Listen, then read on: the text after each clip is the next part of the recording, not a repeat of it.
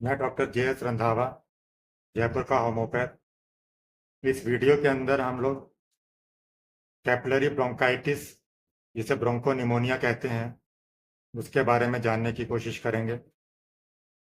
Pneumonia के अंदर lungs का इन्फ्लामेशन हो जाता है, तो उसके जो एयर सेल्स हैं उसके अंदर हवा की जगह जब बलगम भर जाता है और किसी एक तरफ के लोब के अंदर अगर इन्फ्लामेशन हो जाए तो उसे लोबुलर निमोनिया कहते हैं।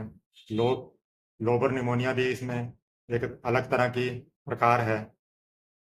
और जो कैपिलरी ब्रोंकाइटिस है, जिसे ब्रोंको निमोनिया कहते हैं, ये विशेषकर बच्चों की ये भी बीमारी है, या जिसे नॉर्मल भाषा के अंदर हम कह दें कि बच्चों को सर्दी लग गई है।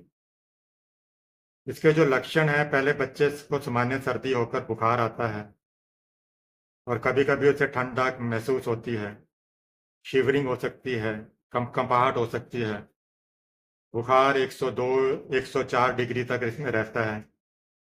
बच्चा इसमें क्रमशः बेचैन रहता है, खांसता है, खांसी इसमें सूखी होती है, अत्यंत तकलीफदायक देने वाली होती है।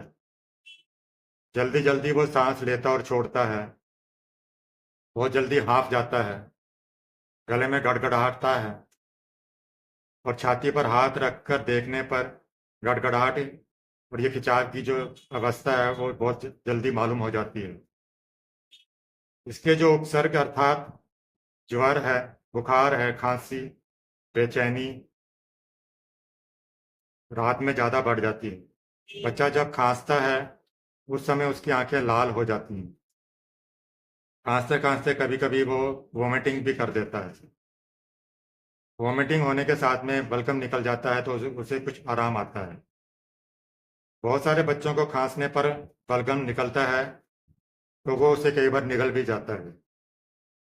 इस बीमारी के अंदर सांस बहुत तेज गति से चलता है, कॉन्स्टिपेशन कब्जियत रहती है, कमजोरी है, चिड़चिड़ापन रहता है।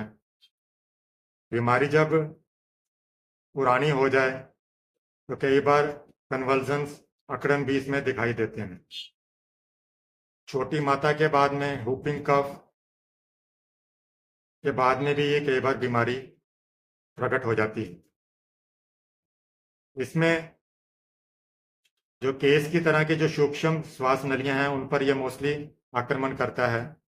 तो कैपिलरीज का जो लेवल है लंग्स के अंदर, उसके अंदर ये आक्रमण करता है, तो इसलिए इसे कैपिलरी ब्रोंकाइटिस कहते हैं। और यहाँ साधारण भाषा में कहें तो ये ब्रोंको निमोनिया ही है और ये एक तरह से लोबुलर निमोनिया की ही वैरायटी है। ब्रोंकाइटिस की जो चिकित्सा है इसके अंदर जो है, उसके अंदर छाती को हमेशा गर्म कपड़े से, कंबल से ढक कर रखें, रुई से ढक सकते हैं जिससे उसे सर्दी ना लग जाए। दूध, बार्ली, सागू और पानी, सब तरलीय पदार्थ के अंदर ही ज्यादातर उसको प्रथम अवस्था के अंदर दें। एक पाव गर्म पानी में 1 तोला मिश्री मिलाकर भी बच्चे को पिला सकते हैं। बेदाना के प्रवृत्ति के जो फल हैं वो दे सकते हैं, थोड़ी थोड़ी मात्रा के अंदर दें।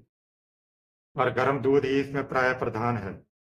जब बुखार छूट जाए, बीमारी आरोग्य हो जाए, तो दूसरे पदार्थ या रोटी वगैरह भी इसको दे सकते हैं।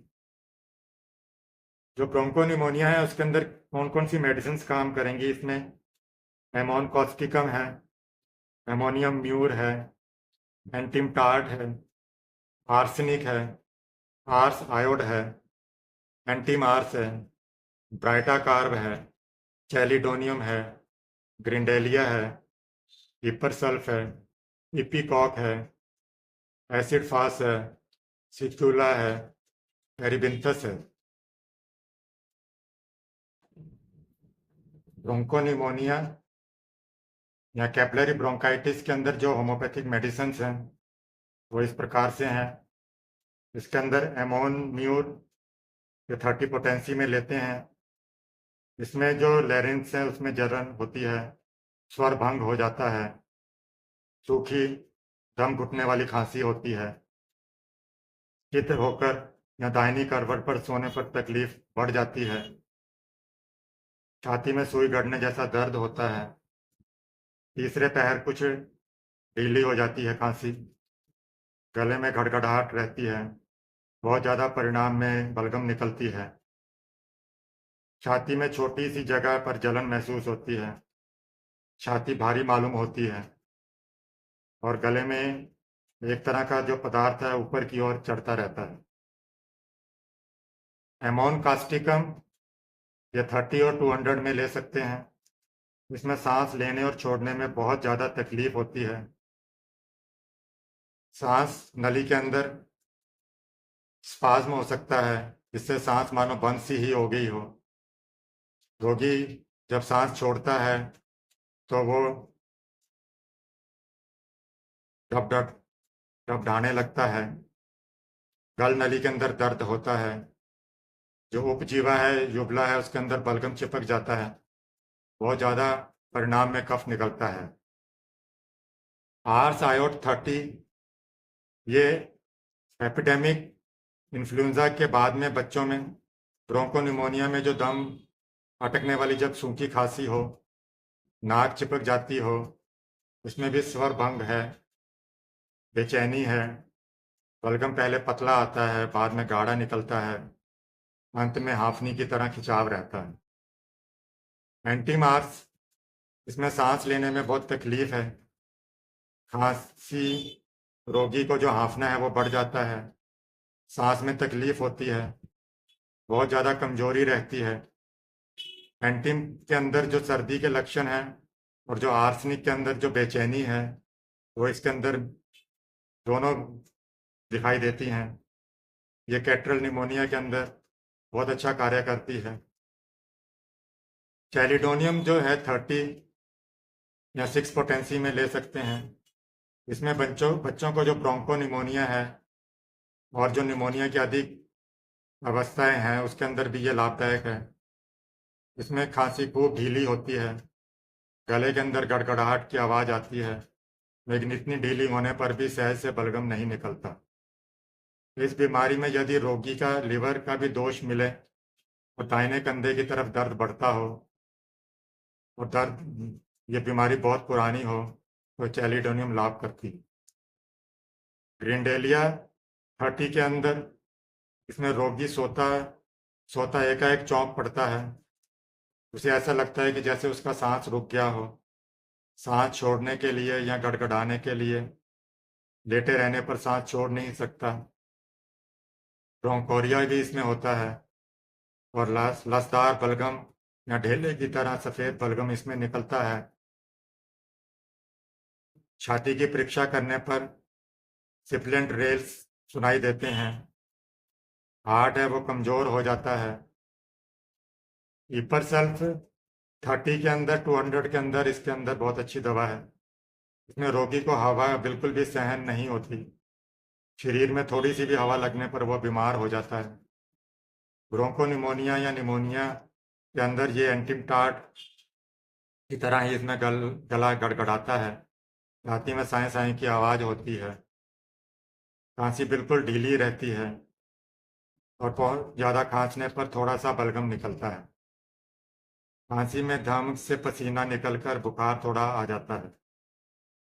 लिपिकाक के अंदर 30 या 200 में देते हैं। इसमें छाती में मानो सर्दी भर गई हो, गले के अंदर साए साए की घड़घड़ की आवाज़ आती हो, जल्दी जल्दी खांसी करता हो,